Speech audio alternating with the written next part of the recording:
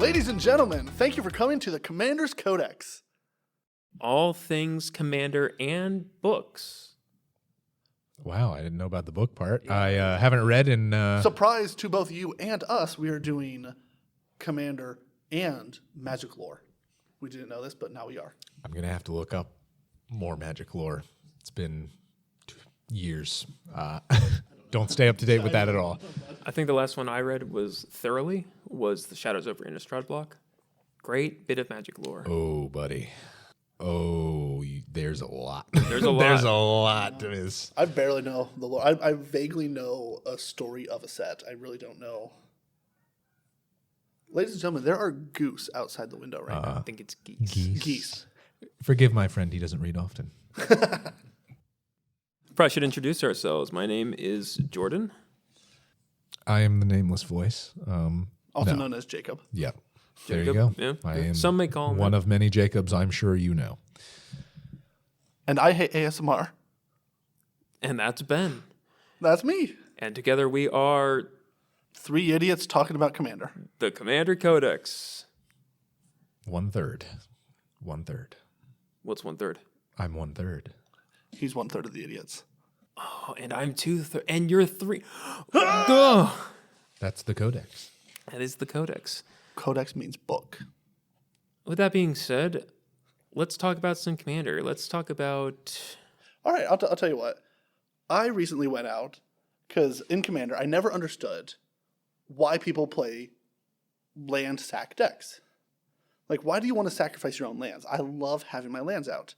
So, when Strixhaven came out, I know it's a bit late, I went out and got the Hearthhole Precon from Edge of Eternities. And I got it purely to learn how to do land sack strategies. I gotta say, guys, I am loving this Precon. That's the reason that you got the Precon? That's the reason I got it. Not just because it was Jund, because you wanted... No, because I wanted to learn land sack strategies. Wanted the secrets of land sack? I already had my Corvold deck, so I had my Jund, and he already did my sack stuff. But that's not specifically land sack. That's just permanent sack, right? That's what I'm saying. I already had my just generic sacrifice deck. And it was built around just making a bunch of 1/1s and killing them and getting treasures. And what are your thoughts of it so far? Oh, it is delightful. To start the art on these Commander cards. It is full art. It is a beautiful, custom spaceship. I really don't know how to describe what this thing is. It is a spacecraft. It is a spacecraft, but it is a thing. I believe it's supposed to represent a seed pod Okay. that falls from a tree and they spin down. I thought of it like, I'm getting a bit nerdy here, but this is the place, I guess. In Green Lantern, the Red Lantern Corps kind of have... I know, it's going over your head, I know. They have like a city, like floating through space, and it's literally just, it looks like that almost. So I thought of it as like a floating just city or whatever it is. I thought it was a space turd. Well, That too. to each their own. He's kind of elongated and... So how have you upgraded the deck? Listen. Well, I guess for those of you who don't know, Hearthhold, he's Hearthhold the World Seed. He's 1 black, red, green for a legendary artifact spacecraft. He is not a creature yet because apparently they've changed the rules. I found that out the hard way. He has Station, which says tap another creature you control, put charge counters equal to its power onto spacecraft. Station only as a sorcery. It's an artifact creature at 8+. Then his first Station ability is 2+, so 2 or more charge counters on it. His ability is 1, tap, sacrifice a land, draw 2 cards. You may play an additional land this turn. Then at 8+, he has Flying, Vigilance, Haste, and whenever you sacrifice a land, each opponent loses 2 life. And when he is a creature, he is a 6/7. And when you have the 8+, you don't lose the 1+ ability, right? You do not, because it says 2+. So as 8 is more than 2. So his ability keeps going even when he's a creature. And he has Vigilance, so he can attack, and then you can still activate his ability. What I like about the stations is that it's like crewing, but it's kind of more balanced because of the sorcery. So you have to commit on your turn to tap something. Oh, and let me can tell you. Can you tell me? Let me can tell you. When you commit, like, I've had to make the decision just recently to tap down my Gitrog monster to get my commander on board. So, like, you got to commit, and sometimes it's the right choice. It really hurt you. It probably lost me the game. Oh, yeah, definitely. Yeah.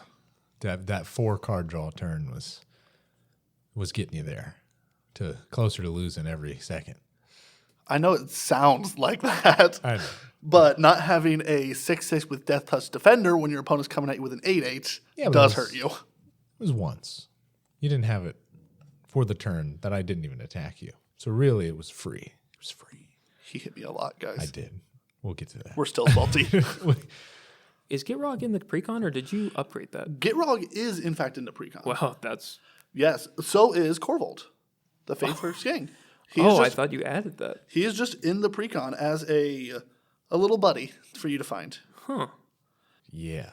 They've been putting some pretty decent things inside those decks. Yeah, they're really powerful. I mean, I got on that note, actually, Ben just bought me this deck. It's In Spirit, Flagship Vessel, which is the other Edge of Eternity's commander deck. And wouldn't you know it, it's Jeskai. It's blue, red, white. And he guess says, what? wouldn't you know it? Because for some reason, 90% of his decks are Jeskai or some variation there. No, not 90%. Just 2 of them, but now 3 of them. My bad, 95. Yep. Jeskai is my favorite color, I guess. Colors. But anyways, it's... Yeah, for one blue, 1 red, 1 white, legendary artifact, spacecraft as well, so not a creature to start with. And has station, which, as Ben said, you could tap another creature you control, put charge counters equal to its power on the spacecraft. Station only is a sorcery. It's an artifact creature at 8+. At 1+, at the beginning of combat on your turn, put your choice of a +1/+1 counter or 2 charge counters on up to 1 other target artifact, which kind of screwed me over. Not terribly, but I thought it was +1/+1 counter on a creature. Nope, artifact.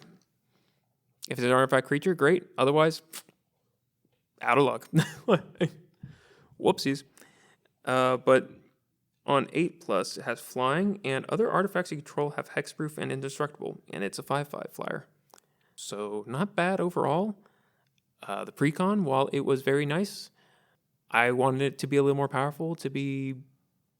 You upgraded that Hearthhold deck, so it's not like... He put an Urza in it. Judge him. Not just I was an Urza. very thankful for the Urza. Oh, yeah. Jacob did, in fact, somehow steal... Well, not steal. He made a copy of it, but he got a Urza in the game. I was the only one without an Urza. I was sad. When I say I was thankful, I only utilized it and its little robot friend as a mana rock the entire game. Yeah. I would just like to make that clear. As you should. No, absolutely nothing else. I did too. Like, I really didn't do anything with the Urza. Yeah, I didn't use his ability once. I didn't even tap a different artifact for blue. It was just his construct. Yeah, I don't think so. I don't think I did so either, which kind of screwed me in the end, I think. You definitely had more opportunity that maybe you should have utilized. But in the moment, I didn't need to. No, not in the moment. Until you got rid of it, and then here we are. Then we all have regrets. Yeah, but I like In Spirit, but it feels like a lot less versatility compared to Hearthhold, because the whole sacking and drawing power. I'm not sure if I would say Hearthhold is versatile so much as he just draws you a ton of cards. He draws you a ton of cards, Ben. What more could you Ton want? of cards. Yeah, I think value-wise, it is a much better commander. It's drawing him cards. It's playing addition. It's doing everything he wants. Yours is more of a setup. Yours is more of a shield. It's pretty much commander. I don't want to say it's a one-trick pony because it's not, but the charge counters does make it like specifically station and charge counter based, which is only a few other cards in Magic, I would say. But it's not built-in value in the sense of extending your hand, extending your board. True. It's just protection. I could be playing the secondary commander, which I might switch it out every now and then. It's pronounced Apogee. Apogee, yeah. I don't remember what its actual name is. It's something Apogee something. Yeah, I'll find it here. It's a robot. It is a robot. It's an AI. That's all. Pretty much. Speaking of AI, ladies and gentlemen, we are going down a rabbit hole. Never mind. That's another episode. That's a different episode. That's a different episode. But it's pretty good because it's literally when it becomes tapped, you proliferate. So In Spirit's good because it'll just constantly get that setup, the other one's good because it is the setup. I would like to make an Apogee deck, Super Friends. Pretty basic. There are a lot of ways to tap down your commander really easy. I learned that with Calamax, that there are plenty of ways, especially in blue, to just tap your own thing. It's true. There are 2 lands alone. There's an artifact that you tap a creature, you get a mana.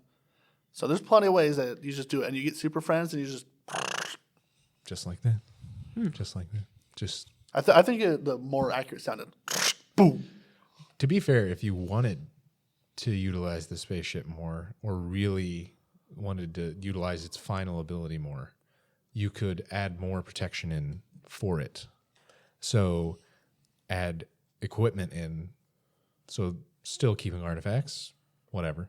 Add equipment in that gives it hexproof. Yeah. Makes it indestructible. Now we can't get rid of your board at all. Yes. Now we can't target anything. Sorry, my mind went Jacob's to very rude. Look at him giving our opponents advice. Darksteel Forge, and then my mind also went to, but then I don't need the inspiration. No. Kind of. It gives him hexproof, but it's still. Nah, Right. double up. You could Darksteel Plate. I can't remember the one from Lord of the Mithril. Rings. Mithril. Mithril coat. Mithril Coat. Classic boots if you just want hexproof. I thought about the boots. I think I have one boot in here, but it's also like getting it to the 8+ isn't necessarily the driving force of the deck. It's not Right. at least the way I built it. It's not the driving force. Really getting the 1+, because then it'll charge things that it needs to charge, and it'll give +1/+1. So it's I still have room to upgrade it. I just kind of threw a bunch of stuff that I had lying around into it, which just so happened to be deflecting SWAT and Oh, yeah. Oh, cool. Uh-huh. Fierce Guardian. lying Fierce around. Guardianship. Yeah, Out of the Spare Urza. Spare Urza. yeah. I don't want to brag. No. I did have kind of an idea for that deck when I saw the cards in it myself. I took a lot of cards out for different decks, but what came to mind immediately was a modular deck. Mainly because at the time I had a black-white modular deck that I took cards out of this commander deck to put in it. But I was like, oh, this is just, I could make a Jeskai modular deck and literally take most of the cards in my black-white and put it in this one. So now I'm getting more use out of the charge counters, more use of the 1/1 counters onto my modular creatures. So when they die, I can just move their counters onto another artifact creature. Just self-replicating value. But that one's a little spicy one. Might be a little jank, but that's what I like. Oh, you might have to build it, and then we go head to head. With modular. Yeah. Yeah. I named mine Modular Madness. That was my original. That's my black-white one. That's So you built a new. Mine's World Shaper, but for some reason World Shaper's not in the deck. true. That's very true. Crucible Worlds is also not in the deck. Let me make that Yes, clear. but there are Yeah. better choices. Oh, yeah, well, yeah. There is sure. I can't remember the name of it, but it's a Ramunap. creature.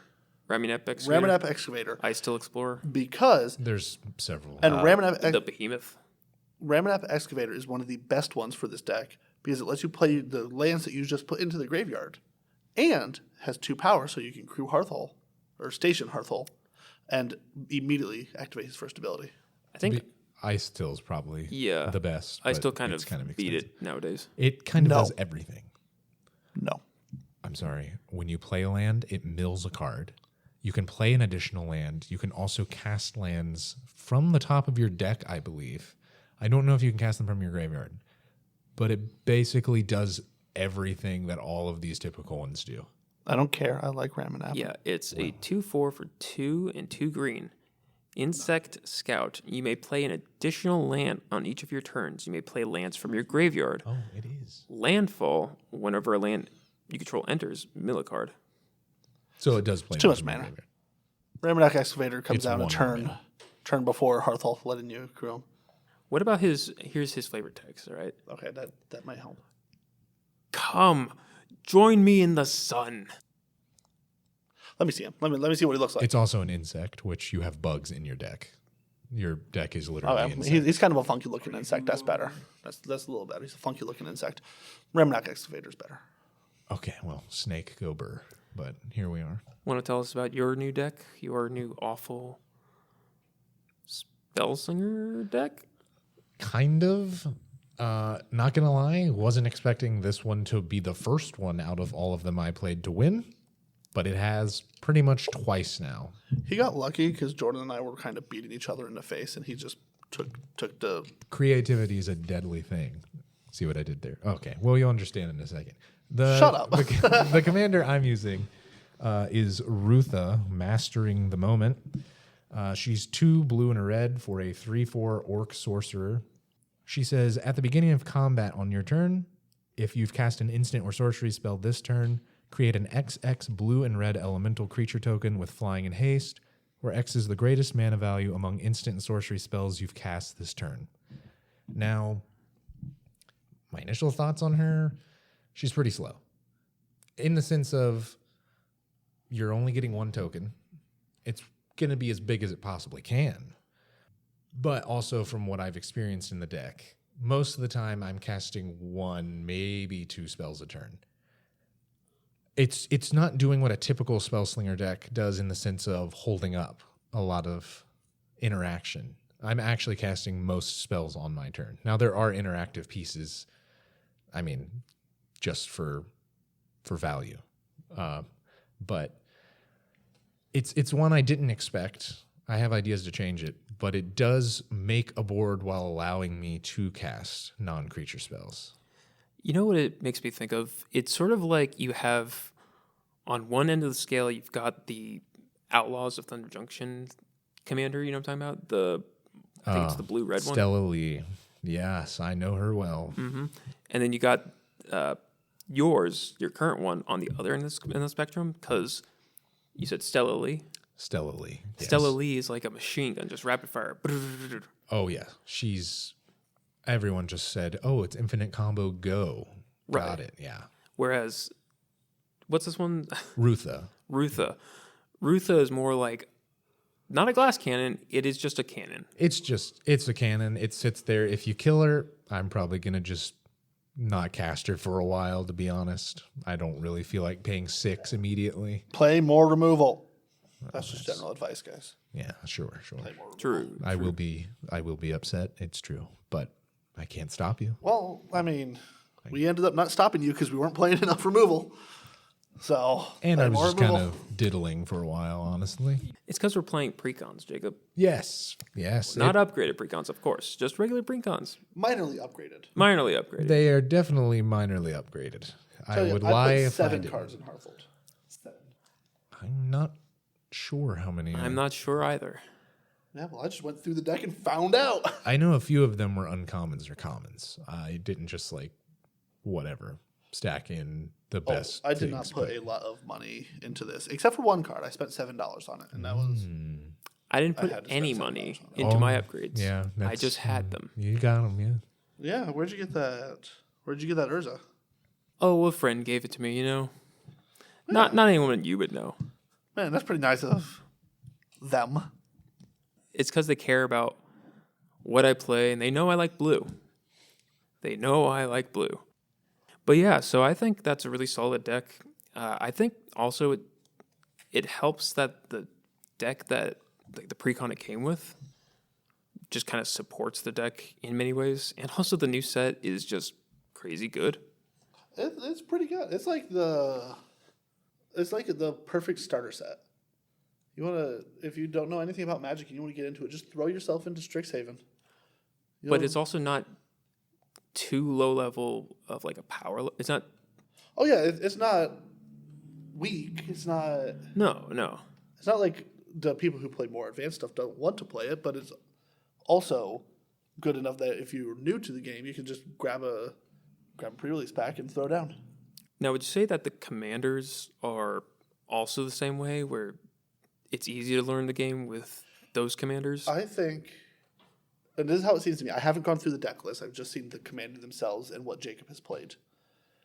I think what they kind of did was that, with Edge of Eternities and Lorwyn, they stepped up the power level and kind of threw down hey, look what we can do. And then with Strixhaven, they released a precon for each school, so they took it back a little bit. You think they're... Because they're not overly powerful. They're good, but they're not overly powerful. So I think they kind of were balancing it with the number of precons. Do you feel like it's, you know, those starter deck commanders that came out like back in 2020, I think? They're just like simple. I've heard of them. I've actually didn't see that they existed until a few days ago. I'm not sure how I managed that. Yeah, they're like just like 2-color, just like simple decks sort of thing. I guess does the Strixhaven commanders, do they feel like that to you? I think Strixhaven is a step up from those. Mm-hmm. Where like the starter decks it's a good entry point, but they're not going to get you into Friday Night Magic winning games. Whereas the Strixhaven, you could probably win a game or two with a few upgrades. I think the big thing that holds the Strixhaven one back, and maybe they do this with most of their commanders, but I think these specifically, is that most of the decks are going in two directions slightly. Well, they are doing 2 commanders now. The face commander and the secondary commander. They kind of have for a while, but like these specifically, the whole decks themselves kind of go in 2 directions. For example, the Quintorius one, this is the only one I have not used.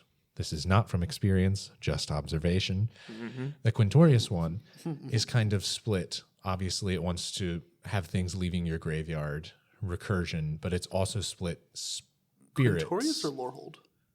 Quintorius. The elephant planeswalker. Oh, his name is Quintorius. Yes.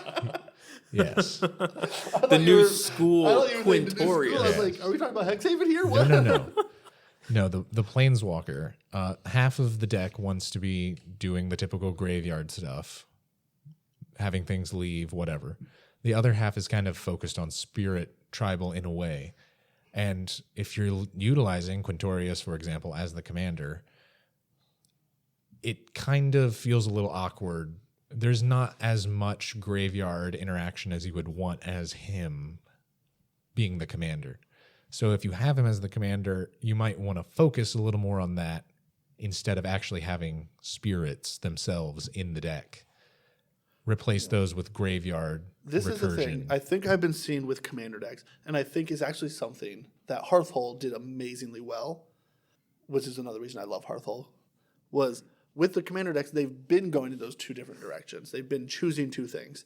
Hearthhold, for example, has 2 directions to choose from. It was sacrificing your lands or play out of your graveyard.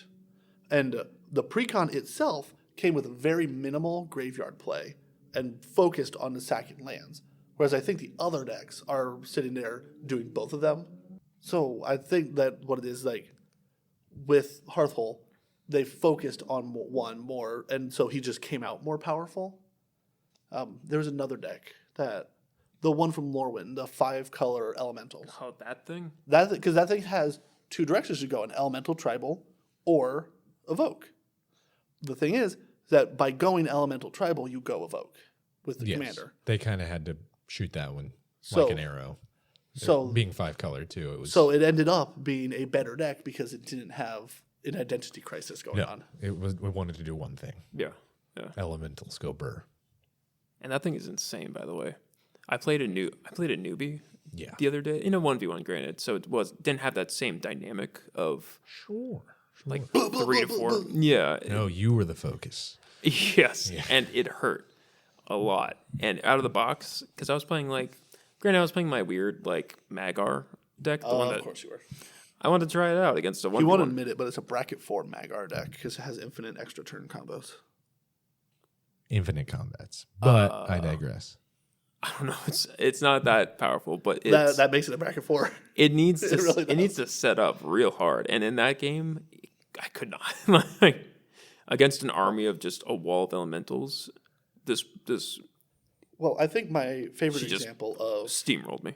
Ashlyn, the elemental, was when I played the deck, fresh out of the box, not a single upgrade, literally opened the box, sleeved it, and played it. And I proceeded to dominate the table until I accidentally milled myself to death. And how'd you do that, Ben? I don't remember the exact cards, but it was... Risen Reef. I remember Risen Wreath. It was one of the Omnaths. Which one's the one that draws you a card when... Red Green. Well, what's the name of it? Locus of Rage. So Omnath, Locus of Rage, and Risen Wreath. Was it just those 2? I think so. Pretty much. Because then Risen Wreath would draw me a card, and then I'd put a land onto the battlefield, which would trigger Omnath, which would trigger Risen Wreath, And it kept going until I was drawing.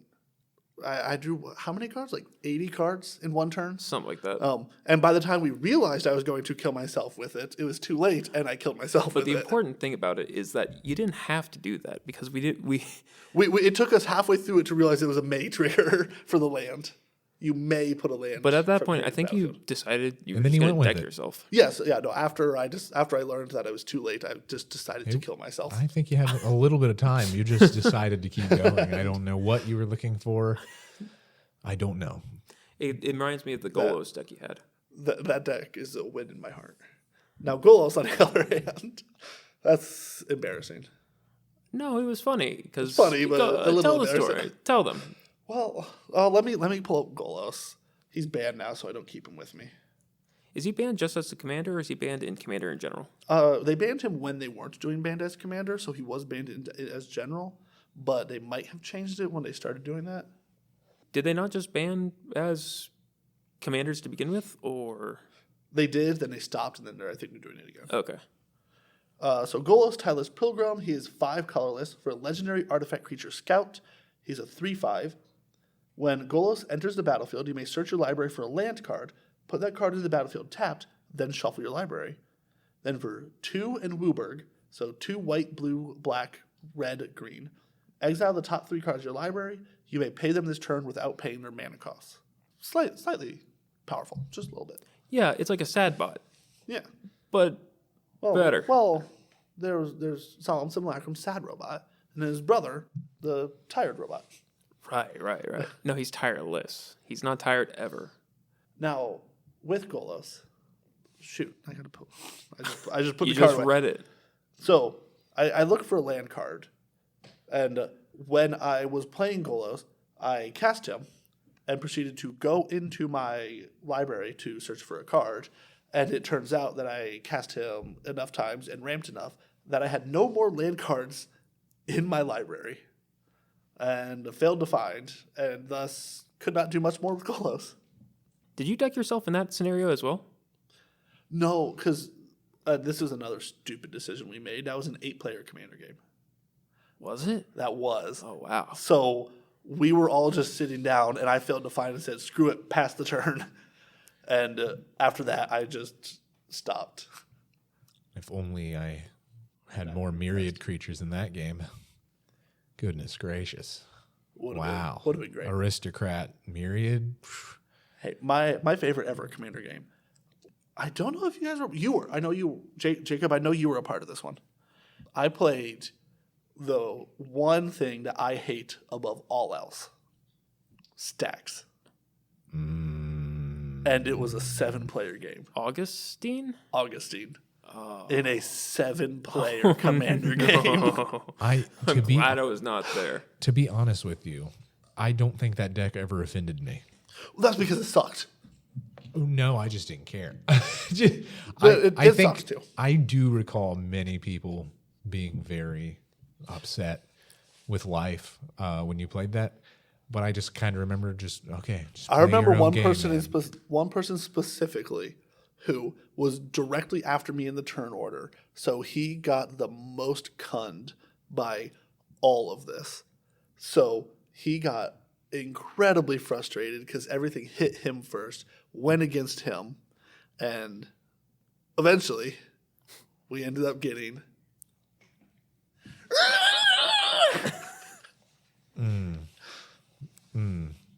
And I feel kind of bad, but that reaction was worth it. That was worth it.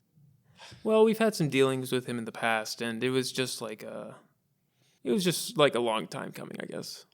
But it finally came. But it finally came, and hey, Copyright. I wasn't there, Copyright. which I'm sort of glad about, but also sort of sad about. You know what? Now that I think about it, I had a similar thing happen with him, same guy, where I made a super jank mono red artifact hate deck.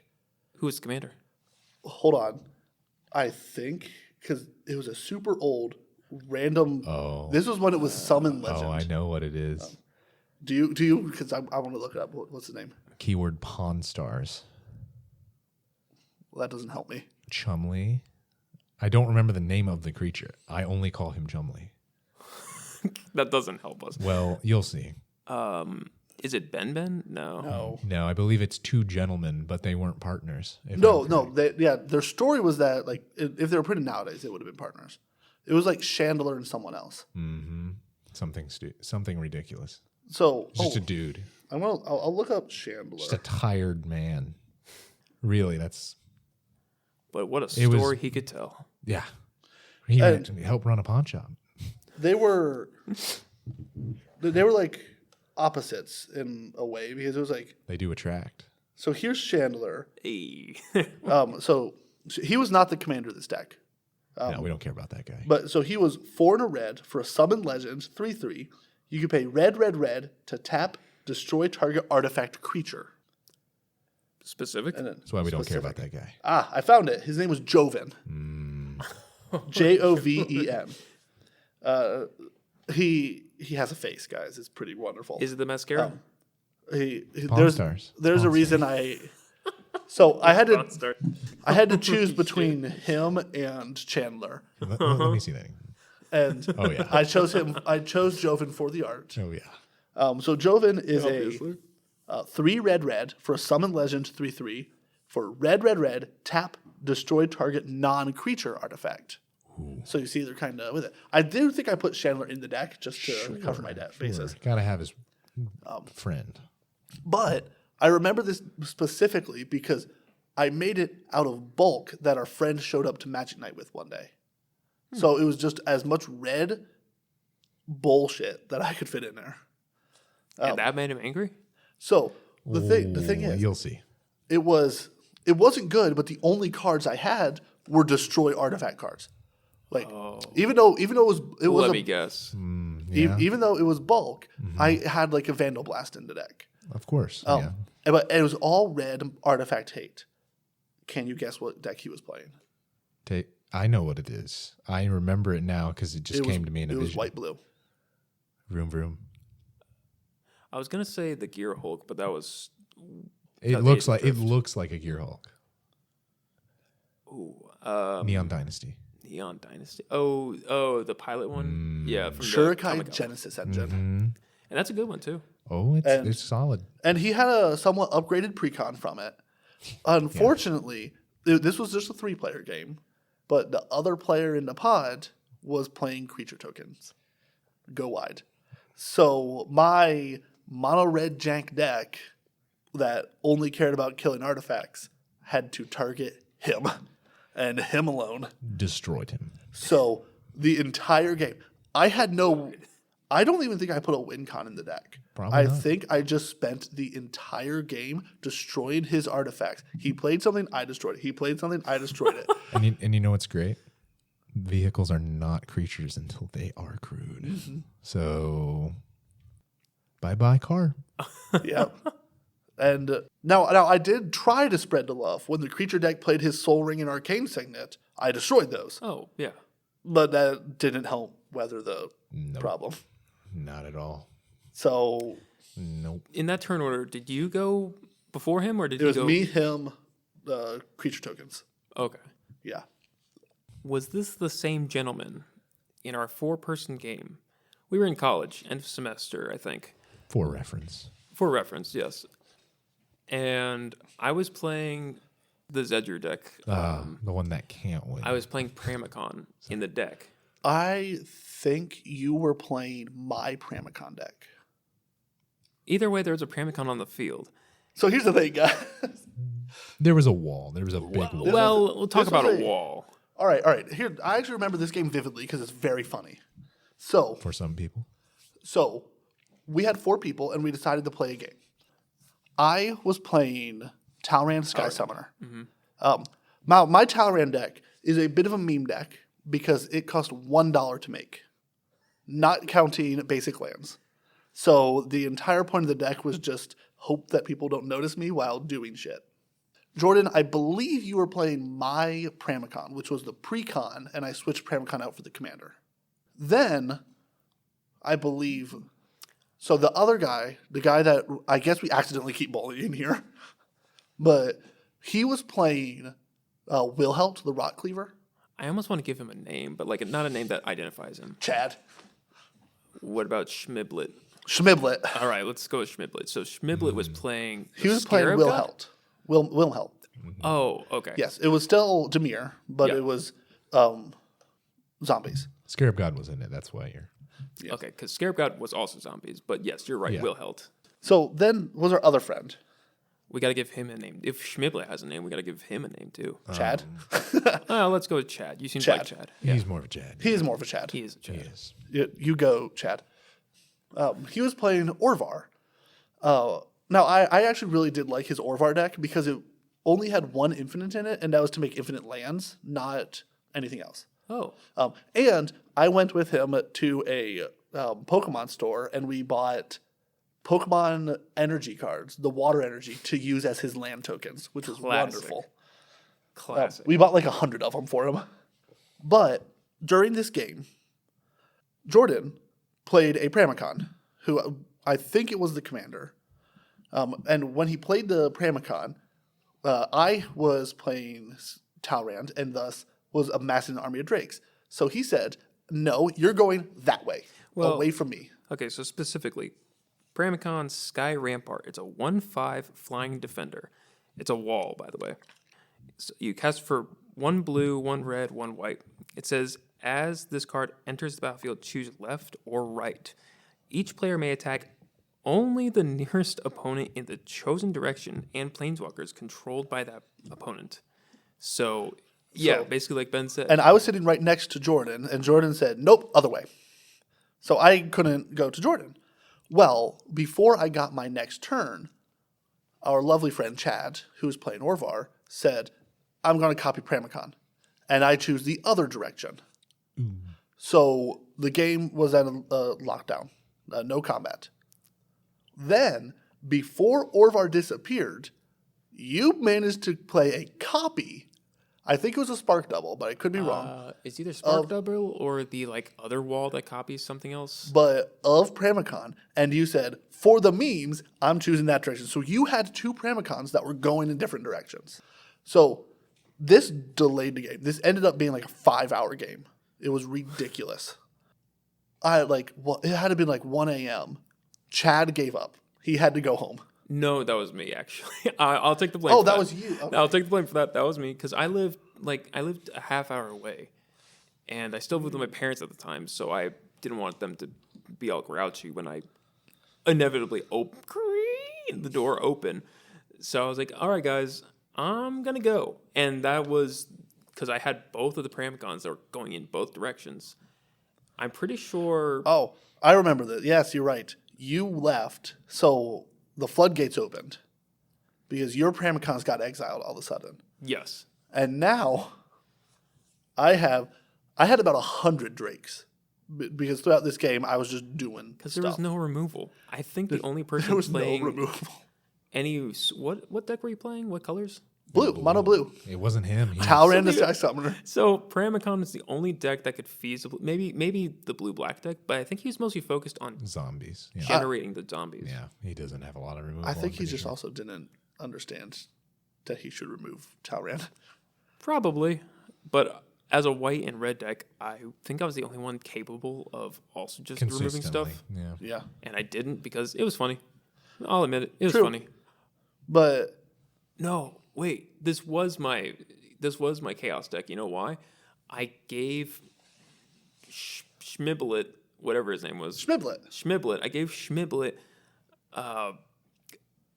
What was that card called? Aggressive Mining. Oh my god, you did! I gave him but it was so late in the game, it didn't matter. But he did and Ben, as you would like to do the honors, can you replicate what he did? Well, Nice. go ahead and read. For impact. Go ahead and read aggressive mining so we can Aggressively. get the aggressively? correct reaction. Okay, give me here. 1 second here. Reenact like you were giving it to me. Oh, okay. Where's So the I button? was giggling a little bit. I was like, and I Giggling was like saying, a fucker. aggressive mining. So I guess before we say this, he was already kind of stuck on lands. Oh yeah, he was. And I think that's why you gave him the aggressive mining because he didn't have a lot of lands. You're right. That was what it was. So aggressive mining. Aggressive mining is 3 in red. It's enchantment. Easy, right? It just says you can't play lands. sacrifice a land, draw 2 cards. Activate this ability only once each turn. So I was playing Zedru the Great-Hearted, which I guess I'll have to read that one as well. It is a 2/4 for 1 colorless, 1 red, 1 white, 1 blue. It says, at the beginning of your upkeep, you gain X life and draw X cards, where X is the number of permanents you own that your opponents control. That doesn't matter here. What matters is that you can pay a red, a white, and a blue. Target opponent gains control of target permanent you control. So, hey, it was so late in the game. I had 7 mana, at least, and I just said, I'll just give the aggressive mining to Schmiblet. And Schmiblet. Ben, if you would do the honors. And as he read, 3, aggressive mining. 2, 1. Exactly like that. And boy, when we tell you, I feel bad because he wasn't necessarily, he was a guy that we played with, and he wasn't that nice of a person, so I didn't really feel bad about it. But in that moment, I felt pretty good. Yeah, I know. You Mainly because I didn't get the aggressive mining. That's true. But also, it didn't really matter. I don't know why he was, because that late in the game, yeah, he was screwed on mana a little bit, but he benefited from the card draw than anything else. He did, yeah. He did. I mean, you can only do once each turn, but still, it's so late in the game, and I think he still had a comparable number of mana. I think what it was is he couldn't cast the things he really wanted to cast, but he still got there in the end. And also, I opened the floodgates for him when I left, so hey. There we are. No. You opened the floodgates for me. Right. Because when you left, Chad still had his Pramicon. Because he didn't steal one from you, he made a token copy with Orvar.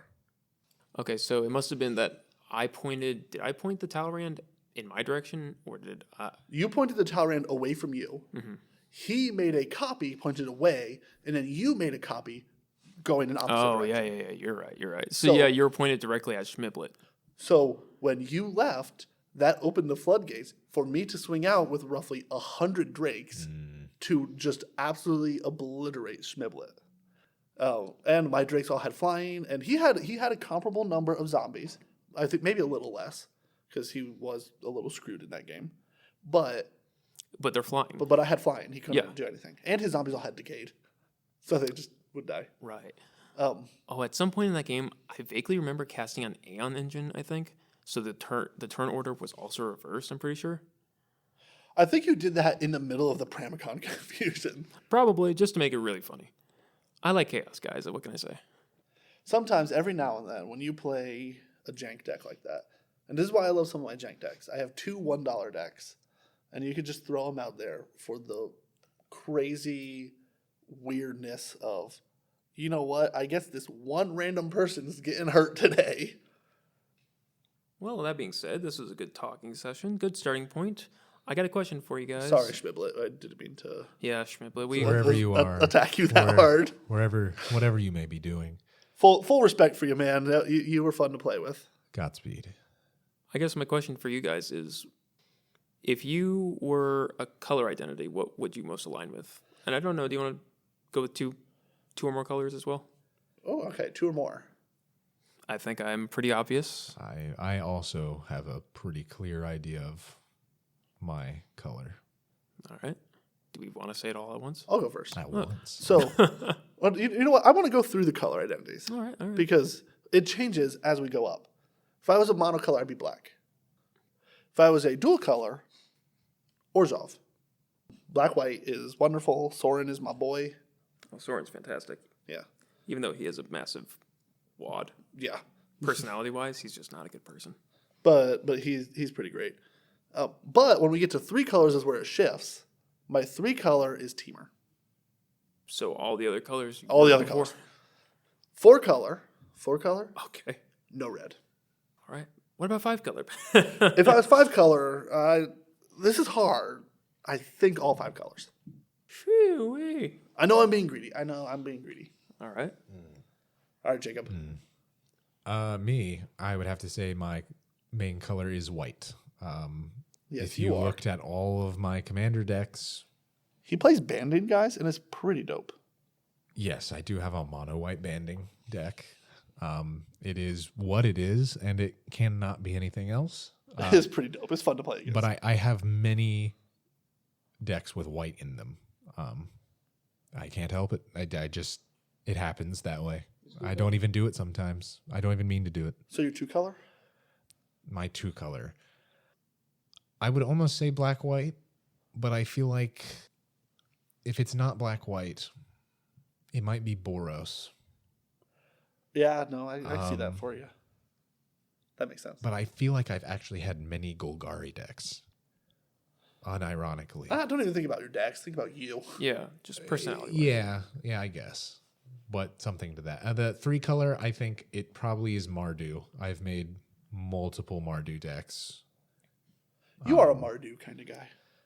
It's got a few different paths. I mean, tokens. I was thinking Esper for you. I've only used, I think.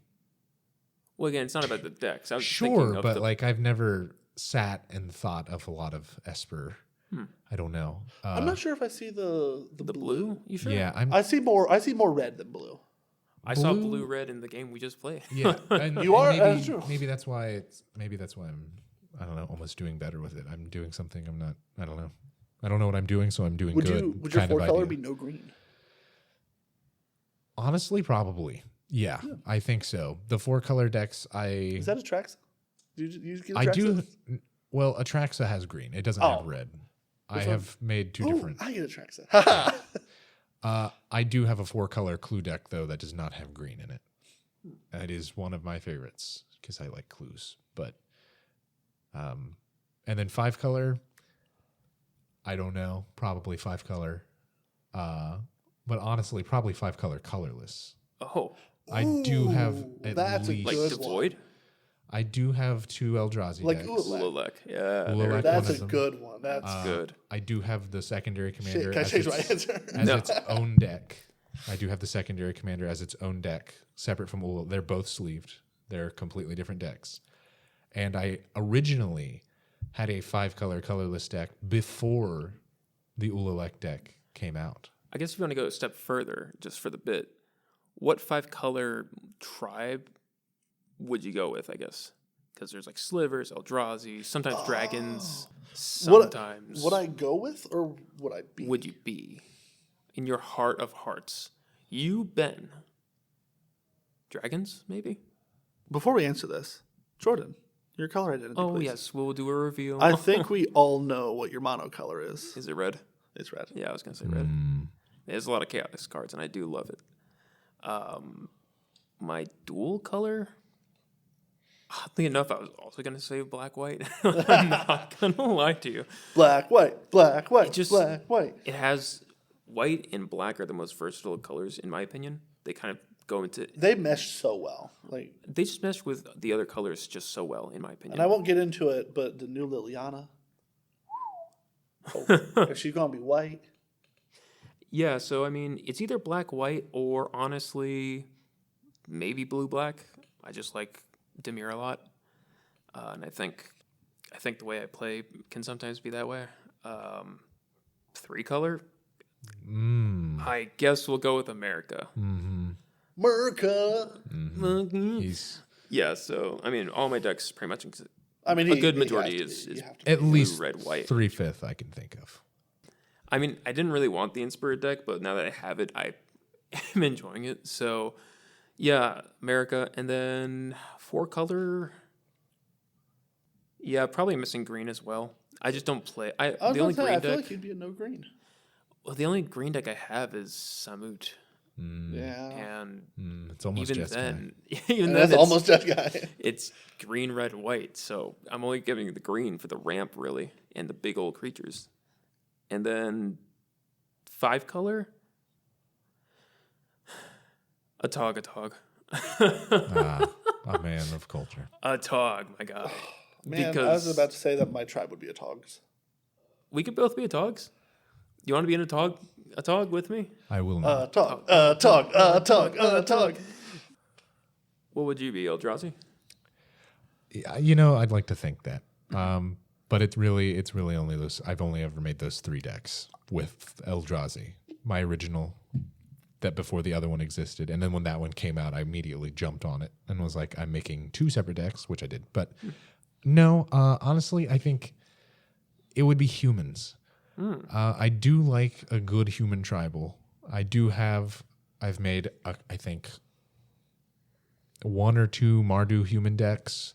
I had a Jeskai human deck. That was the Lord of the Rings one. Well, and again, this is the 5-color, but I guess No, but I'm saying, I even see. then, as a 5-color commander, I think it would be humans. Well, there is that one from Oath of the Gatewatch, I think. Well, there's actually several. There's a few that are basically humans yeah, but that can kind of just be made, or I can just go Kinrith that's true. Yeah.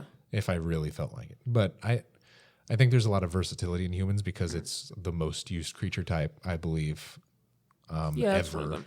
Yeah. So I think it's that, just because of what I can do with it. All right. All right. If I'm taking a step back from Autogatog, though, we'll get some variety. Oh, okay. I'll take his the dogs. his real voice is coming out. Taking a step back from Autogatog, there is a lot of wonderful tribes, but I think I'd have to go dragons. I don't really play dragons, but I think I have to go dragons. Called it. Mm-hmm. Mm-hmm. Oh. If it wasn't dragons, I'd have to do lions, but or What? cats. Oh, But- cats. Okay. But Yeah. I don't think there's any like in blue there unless because There's a couple. They're very niche. so like They are- I don't know if I could really claim that as a 5-color type. All right. Cool. Well, I think this is a good stopping point for the first episode. Join us for our Yap sessions weekly. Weekly.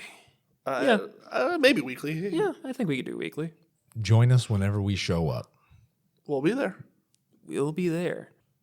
Commander Codex out. Ta-da.